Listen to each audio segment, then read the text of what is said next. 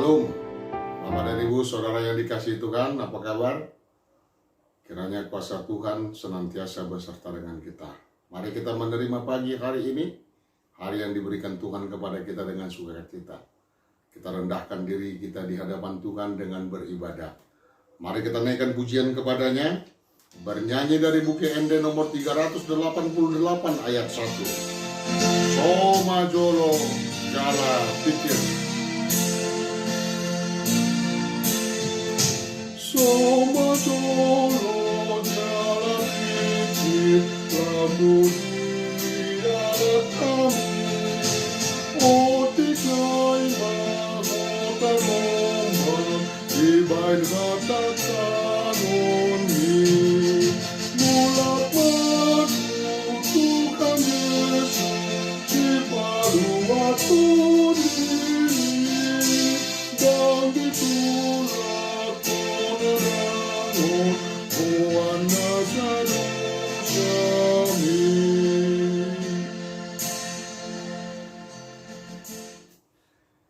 Kasih Allah Bapa, kasih anaknya Tuhan Yesus Kristus, dan penyertaan Roh Kudus menyertaimu.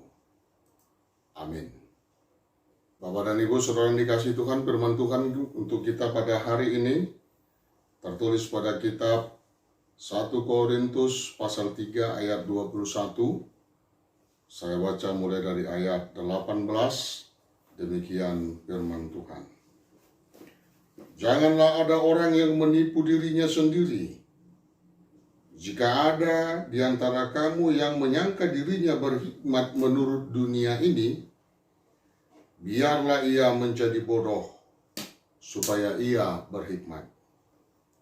Karena hikmat dunia ini adalah kebodohan bagi Allah. Sebab ada tertulis, ia yang menangkap orang berhikmat dalam kecerdikannya. Dan di tempat lain, Tuhan mengetahui rancangan-rancangan orang berhikmat. Sesungguhnya semuanya sia-sia belaka. Karena itu janganlah ada orang yang memegahkan dirinya atas manusia. Sebab segala sesuatu adalah milikmu. Asa unang ma adong nama nenga-nenga hojolma. Aisa sudinai dihamunado. Demikian firman Tuhan. Bapak dan Ibu, Saudara yang dikasihi Tuhan, kesombongan itu adalah sesuatu sifat yang dapat mencerai-beraikan persahabatan. Kesombongan merupakan musuh kita bersama. Kesombongan sering sekali menjadi penyebab suatu masalah atau malah menambah buruknya suatu pertikaian. Kesombongan itu terjadi oleh karena seseorang atau sekelompok orang merasa dirinya lebih hebat, lebih berhikmat, lebih mempunyai andil, orang yang paling didengar, orang yang paling kepadanya sesuatu itu harus lebih banyak, dan lain sebagainya. Orang berhikmat adalah seseorang yang sebenarnya menerima karunia Tuhan. Karena ia memiliki hikmat, karena ia memiliki pengetahuan atau kebijaksanaan.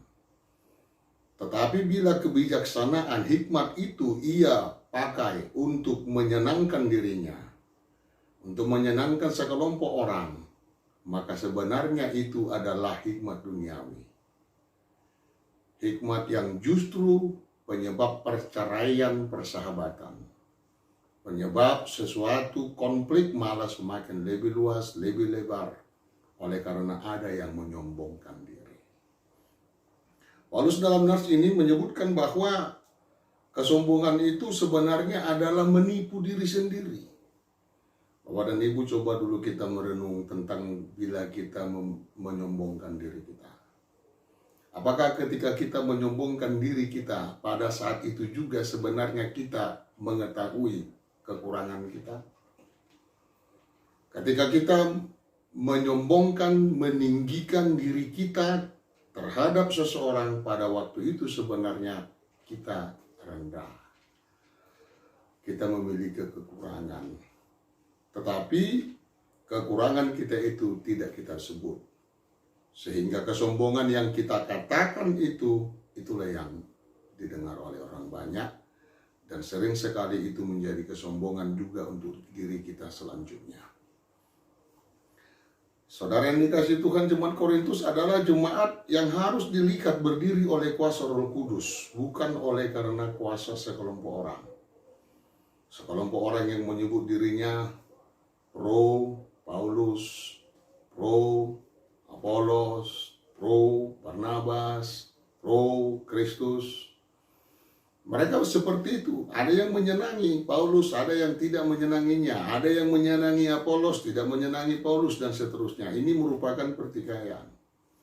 Kesombongan-kesombongan yang seperti itu. Di mana letak kesombongannya? Letak kesombongannya justru ketika ia nampaknya merendahkan diri untuk menaikkan seseorang. Tetapi ketika puncak itu sudah berada di seseorang dan dia mempertahankannya, maka pendapat orang lain menjadi tidak berguna. Pendapat orang lain bila diutarakan menjadi suatu kesalahan dan seterusnya. Merendahkan diri itu yang dikehendaki oleh firman ini. Karena apa kita merendahkan diri? Karena kita memperoleh hikmat bukan hikmat duniawi, tetapi hikmat yang daripada Allah. Hikmat yang berbarengan dengan kasih mesra, kasih Yesus, kasih agape. Hikmat yang kepada kita adalah ketika Roh Kudus Tuhan membukakan pikiran kita untuk melakukan sesuatu. Ketika Yesus Kristus dengan rohnya memberikan kekuatan itu kepada kita sehingga kita mampu untuk merendahkan diri. Kepandaian kita pergunakan untuk kepujian kepada Allah. Bapak dan Ibu Saudara yang dikasihi Tuhan, bila tadi kalau kita menyombongkan diri, pada waktu itu kita sebenarnya menipu diri kita sendiri, itu yang pertama. Yang kedua, ketika kita menyombongkan diri, kita sebenarnya belajar bodoh. Jadi Paulus mengatakan supaya hal itu bisa untuk tidak lagi dilakukan, belajarlah bodoh. Kata belajar bodoh atau hidup di dalam kebodohan di sini bukan menjadi terpuruk ke arah suasana, bukan orang yang berhikmat, bukan orang yang tidak belajar, atau bukan orang yang tidak berpendidikan, atau bukan orang yang tidak tahu.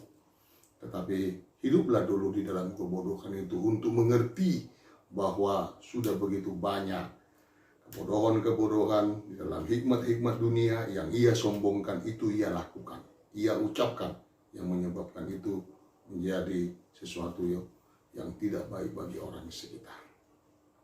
Bapak dan Ibu Saudara yang dikasihi Tuhan, mari kita bersama dengan Tuhan hari ini menjauhkan diri dari sifat sombong. Mari kita benar-benar hidup di dalam persekutuan. Persekutuan yang serasi, persekutuan yang dari Allah.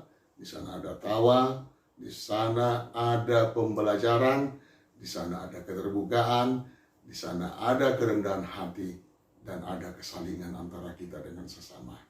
Yesus Kristus menyertai kita dalam satu hari ini. Amin. Kita berdoa. Terima kasih Tuhan. Ajarlah kami untuk mengerti betapa hinanya kami ini. Betapa bodohnya kami ini. Tidak ada sesuatu yang bisa kami banggakan, kami megahkan di dalam diri kami. Karena kami adalah orang yang berdosa, orang yang mempunyai kelemahan dan bahkan banyak kelemahan. Tapi kami tahu bahwa kuasa Roh Kudus Tuhan itulah yang mencerahkan kami. Itulah yang menghidupi kami, itulah yang memberikan pengetahuan kepada kami. Sehingga kami boleh sedikit mengetahui dalam kehidupan ini. Bila Engkau telah memberikan kepada kami harta, hikmat, kebijaksanaan atau kecerdasan, demikian juga dengan umur yang panjang, biarlah semuanya itu hanya untuk puji Tuhan. Kasih Tuhan senantiasa beserta dengan kami. Berkati Tuhan seluruh jemaat-Mu, berilah kami kehidupan, berilah kami rezeki sepanjang hari ini. Terima kasih ya Yesus Kristus, seluruh perjalanan kami serahkan kepadamu. Hanya di dalam nama-Mu kami berdoa. Amin. Anugerah Yesus Kristus, kasih setia Allah Bapa dan persekutuan Roh Kudus selalu menyertai kita. Amin.